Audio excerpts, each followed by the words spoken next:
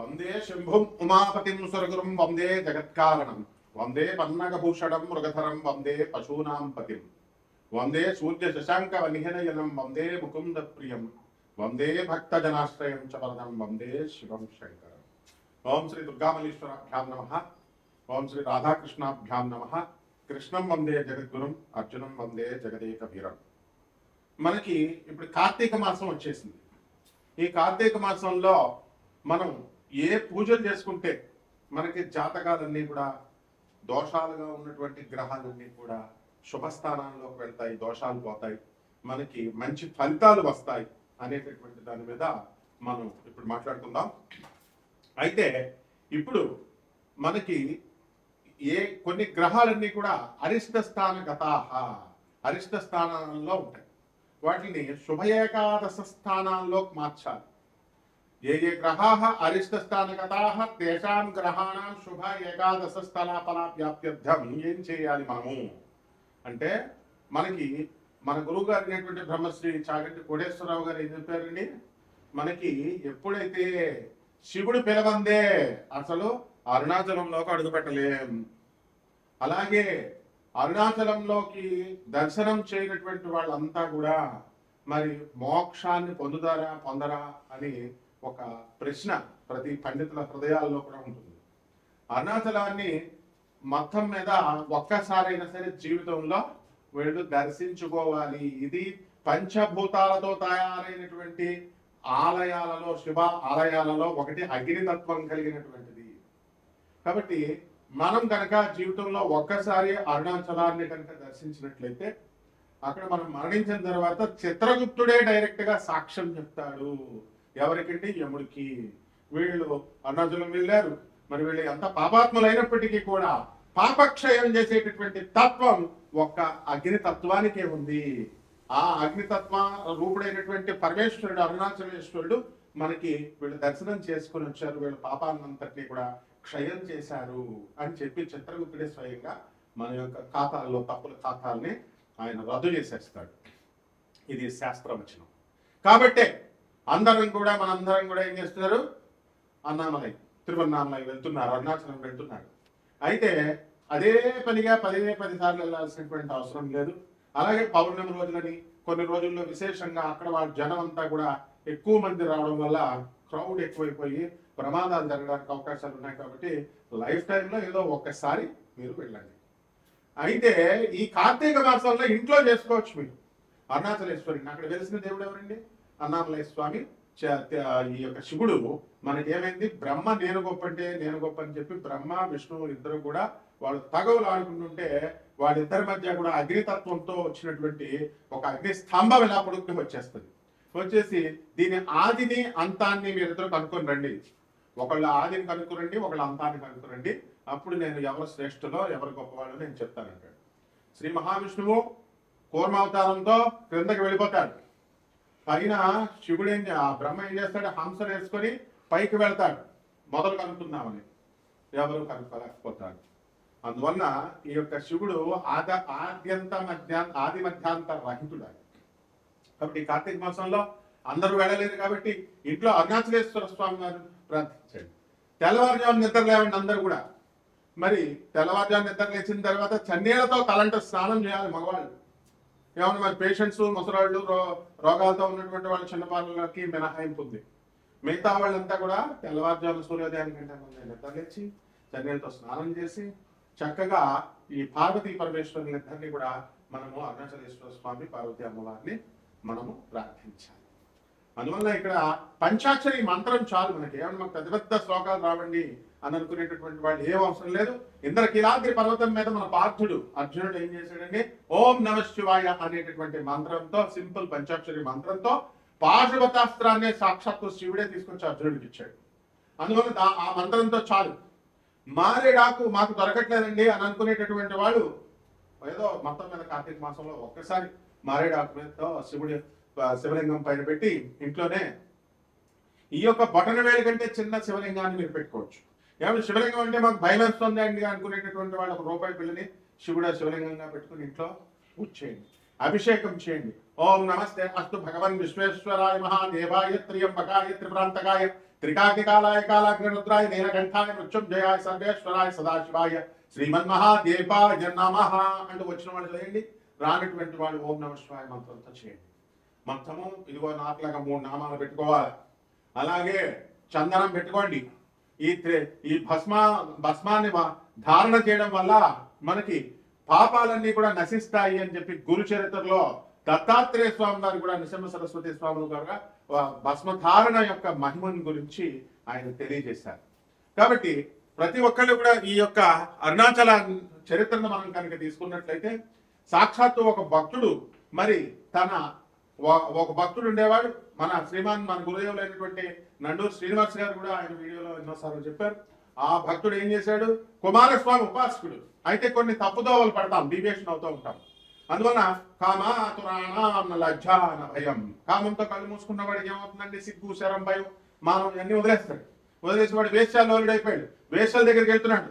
అక్క ఏం చేసింది, వాడికి తల్లిదండ్రులు లేరు, ఒకే ఒక అక్క ఉంది. ఆ అక్క వీడికి పెళ్లి చేసింది. పెళ్లి చేస్తే శుభ్రంగా పెళ్లంతో కాపురం చేసుకోకుండా పొరుగింటి పుల్లకూర రుచి, మన ఇంట్లో గోంగూర ఉన్నా అది రుచి కాదు. ఇండియాలో మనం ఉంటున్నా సరే ఇండియా గొప్పతనం మనం చెప్పుకోం. ఫారిన్ వెళ్ళాలండి, అమెరికా వెళ్ళాలండి, విదేశాలు మా చాలా గొప్పవాడండి, విదేశాలు చాలా గొప్పవాడిని, నా మొగుడిని నేను విదేశాలకు తీసుకెళ్తాడంటే నేను పెళ్లి చేసుకుంటే వీడు ఫ్యామిలీ మ్యాన్ అయిపోయి అమ్మ చెల్లెళ్ళు అక్కలు చెల్లెళ్ళు అంటున్నాడండి అని బాధపడేటటువంటి ఆడవాళ్ళు చాలా మంది ఉన్నారు. అటువంటి వాళ్ళందరికీ కూడా ఈ యొక్క పొరుగింటి వాళ్ళు ఎలాగైతే రుచిగా, పొరుగింటి పుల్లకూర ఏ విధంగా అయితే రుచిగా ఉంటుందో ఆ విధంగా వీడు తన సొంత భార్యతో కాపురం చేసుకోకుండా మొత్తం ఊళ్ళో ఉన్నటువంటి వేసులందరి దగ్గరికి వెళ్తున్నాడు. ఒక రోజు వచ్చి విసిగిపోయినటువంటి అక్క, ఒరే ఇంత కామాంధుడు అయిపోయావు కాబట్టి నువ్వు నన్ను అనుభవించు, నువ్వు కామం కోసమే కదా అని తన శరీరాన్ని ఇలా చూపించేసరికి హడిలిపోయినటువంటి వాడు ఛీ నా జీవితం ఇంతే అని చెప్పేసి మరి ఆయన ఏం చేశాడు, ఈ యొక్క కొండ పైనుంచి దూకేశాడు. ఇదిగో ఇవి గోపురాలు, కిలా గోపురం, బల్లాల గోపురం ఇవన్నీ ఉన్నాయి. ఒక గోపురం మీద నుంచి దూకేశాడు. దూకేస్తే సాక్షాత్తు కుమారస్వామి ఉపాసకుడు కాబట్టి కుమారస్వామి వచ్చేలా స్వయంగా ఆయన ఇలా పట్టుకున్నాడు. పట్టుకునేసరికి ఏం జరిగిందండి, వాడు మోక్షాన్ని నాలుక పైన వేదాక్షరాలు రాస్తే మహా ఉపాసకుడిగా మారిపోయాడు. ఇది ఒక కథ. మన గురువు గారు నండూరు శ్రీనివాస్ గారు ఇంకా రమ్యంగా వివరించారు. అలాగే రెండవది ఇంకొక శివుడు సాక్షాత్తు ఈ యొక్క అరుణాచలం పరిపాలించేటటువంటి రాజుని మనం ఏం చేయాలి, రాజుని పరీక్షించాలనుకున్నాడు. అందుకని ఒక సన్యాసి వేషంలో వచ్చాడు. తన శిష్యులందరినీ కూడా తీసుకొచ్చి, ప్రమద గణనాథులందరినీ కూడా తీసుకొచ్చి సన్యాసుల రూపంలో తీసుకొచ్చి రాజుని ఏమని అడుగుతాడంటే, మీ రాజ్యంలో ఉన్నటువంటి వేషలందరినీ కూడా తీసుకొచ్చి మా శిష్యులకు అప్పచెప్పేయమంటాడు. అప్పచెప్పేమంటే ఇదే బెంతగోరికి ఎవడే ఇలా అడగడని చెప్పేసి ఆ రాజు మొత్తం మీద ఆయన రాజ్యంలో ఉన్నటువంటి వేషలందరినీ తీసుకొచ్చి అతనికి అప్పచెప్పేస్తాడు. అయితే ఆఖరిగా మంచం మీద కూర్చున్నటువంటి ఆ యోగి గురువు ఎవరైతే ఉన్నాడో సాక్షాత్తు శివుడు మారువేషంలో ఉన్నతను ఏమడుగుతాడు, నాకు కూడా ఒక వేష కావాలంటే అప్పటికే రాజ్యంలో ఉన్నటువంటి వేషలంతా కూడా అపాయింట్మెంట్ ఫిక్స్ అయిపోయింది అందరికి.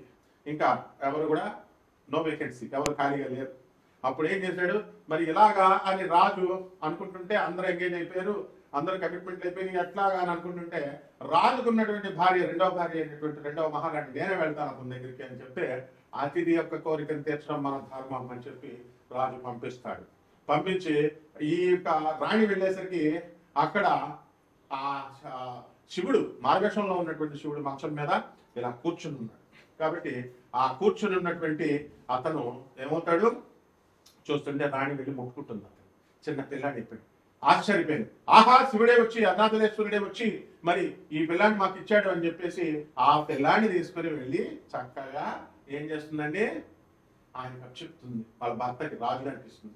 రాజుగారు ఏమండి మనకి చిన్న పిల్లాడు ఇచ్చాడండి, పిల్లాడిని ఇచ్చాడు శివుడు, మనకి పిల్లలు లేరు కదా అని, మరి ఇదిగోండి ఎత్తుకోండి అంటే అప్పుడు ఆయన ఎంతో చక్కగా ఎత్తుకుంటాడు. ఎత్తుకున్న 5 నిమిషాలకు ఆ పిల్లోడు మాయమైపోతాడు. మాయమైపోయిన తర్వాత ఆ పరమేశ్వరుడు శివపార్వతులని ప్రార్థించగా శివుడు ప్రత్యక్షమై ఏం చేశాడు, 2 దండలు తీసుకొచ్చి వీళ్ళిద్దరికి సన్మానం చేశాడు. ఎవరికి, రాజుకి భార్యకి 2 దండలు వేసి, నేను మీకు కుమారుడిలాగా వచ్చాను కాబట్టి మీరు నాకు తల్లిదండ్రులు, కాబట్టి నువ్వు చనిపోయిన తర్వాత నేను నీకు పిండం పెడతాను అని చెప్పేసి, బతికుండగా మనం తల్లిదండ్రులకి అన్నం పెట్టాం, ముసలాళ్ళకి అందరికీ కూడా.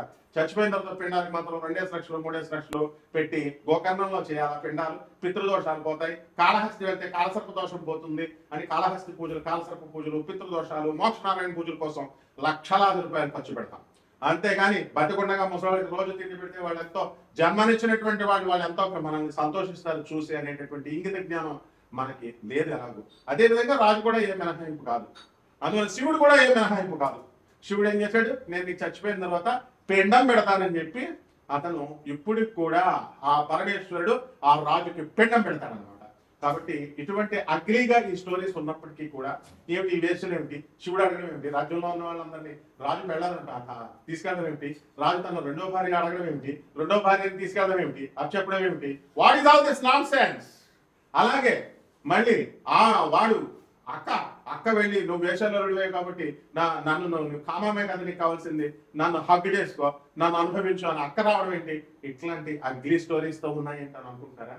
దీనికి సమాధానం ఇచ్చే మొనగాడు మన గురువు గారు శ్రీమాన్ నండూరు శ్రీనివాస్ గారు చాలా రమ్యంగా మంచి హృదయ రసవత్తరంగా చెప్తారు. కాబట్టి మా గురుదేవులైనటువంటి చాగంటి గారు కానీ నండూరు గారు కానీ చెప్పిన తర్వాత అరుణాచలం పోమని వెళ్ళిపోతున్నారు జనం.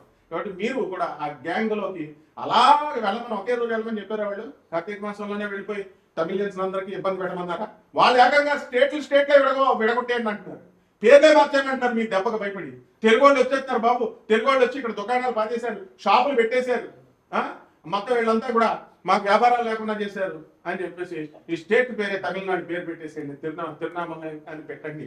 Don't call it as Arunachalam అనేటటువంటి స్థాయికి మీరు వెళ్ళిపోతున్నారు. కాబట్టి డోంట్ గో లైక్ దట్. ఈ యొక్క కార్తీక మాసంలో వెళ్లకుండా ఇంట్లో చేయండి, ఇంట్లో తపస్సాధన చేయండి నాయన.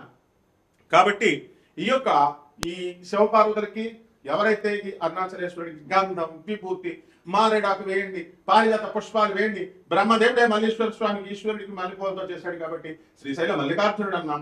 అలాగే మన వెల్లవాడ కనకదుర్గమ్మ దేవాలయంలో మల్లెపూలతో బ్రహ్మదేవుడే పూజ చేశాడు కాబట్టి అక్కడ శివుణ్ణి మల్లీశ్వరుడు అన్నాం, దుర్గా మల్లీశ్వరుడు అన్నాం. కాబట్టి ఇక్కడ మనకి ఈ సంవత్సరంలో ఉన్నటువంటి గ్రహ స్థితిగతులను కనుక మనం చూసుకున్నట్లయితే శని వక్రించి ప్రస్తుతానికి ఈ రోజుకి శని వక్రించి మీనరాశిలో ఉన్నాడు, రాహు మరి కుంభరాశిలో ఉన్నాడు, మరి కేతు సింహరాశిలో ఉన్నాడు, గురుడు మా యొక్క కర్కాటక రాశిలో ఉన్నాడు, శుక్రుడు కన్యా రాశిలో ఉన్నాడు, ఆ తర్వాత తులారాశి స్వక్షేత్రగతులు అవుతున్నాడు కొన్ని రోజుల్లో నవంబర్ మధ్యలో. ఆ తర్వాత రవి ఇప్పుడు 17వ తారీఖు వరకు 16వ తారీఖు వరకు తులలో ఉన్నాడు, ఆ తర్వాత నీచపెట్టున్నాడు, ఆ తర్వాత వృశ్చిక రాశిలోకి వెళ్ళిపోతాడు. కొంచెం బుధులు ఇద్దరు కూడా వృశ్చిక రాశిలో ఉన్నారు. ఈ గ్రహస్థితిని అనుసరించి మిమ్మల్ని ఏమండి మా పెళ్ళంతో అంతుందండి రోజు, ఏమండి నా పెళ్ళం ఎండలేదంటే దూది పెట్టుకో.